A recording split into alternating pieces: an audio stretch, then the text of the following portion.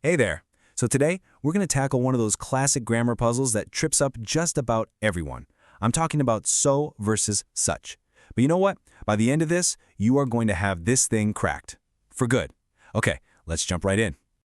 Okay, take a look at these two sentences right here. On the left, she was so tired that she fell asleep in class, and on the right, it was such a nice book that I read it twice. Both of them sound totally natural, right?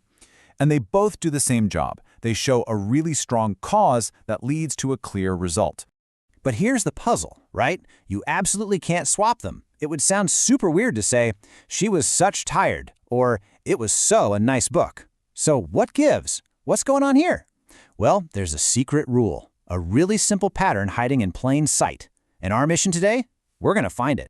All right, let's start our investigation. We're going to break this mystery in two. First up, let's focus on cracking the so code. Time to look at our first piece of evidence.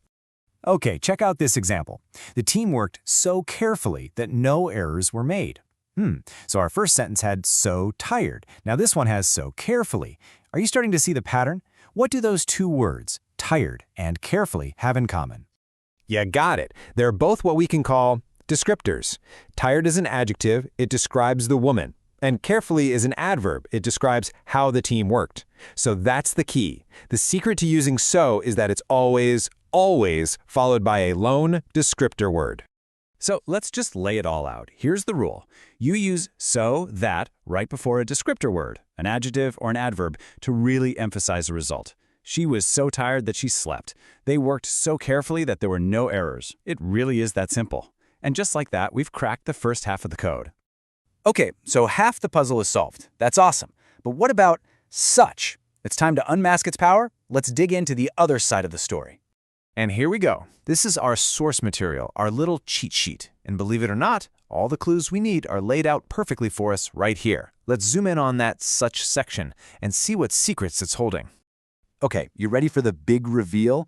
If so is followed by a descriptor, such is followed by a thing, a noun. Think back to that first example, such a nice book. The most important word there isn't nice, it's book, the thing itself. That's the game changer. Now, such is a little more interesting because it works with different kinds of things, or nouns. So, step 1, if it's a single thing, like one book, you have to use a or an. Such a nice book. Make sense? Step 2, if it's a plural thing, like cookies, you drop the a. You just say, such delicious cookies. And step 3 is the same for something you can't count like advice. No a needed. Just such good advice. Okay, we've gathered all the evidence. We've investigated both sides of the story. Now it's time for the final showdown.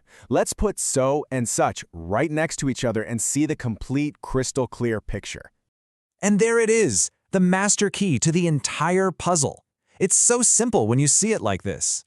You use so when the very next word is just a descriptor on its own. He was so tired. But you use such when there's a thing, a noun in the mix. It was such a long day. It all comes down to what comes right after. Is it just a descriptor or is it a thing? You see, this isn't just some boring grammar rule you have to memorize. This is your new superpower. Seriously. Knowing this difference lets you make your English so much more expressive, so much more precise. Let's talk about how you can use this right away. And here's how you use that superpower. Just do this simple 2-second check in your head. Anytime you're not sure, just look at the word that's coming next. Is it just a descriptor, a quality word like hot or quickly? Use so. Is it a thing, a noun like day or pizza? Use such. That's it. That's the whole secret. So I really hope this was such a helpful explainer that you'll feel totally confident using this rule, maybe even today. So go on. What's the first sentence you're going to create with your new grammar superpower? Let me know. Thanks for hanging out, and I'll catch you in the next one.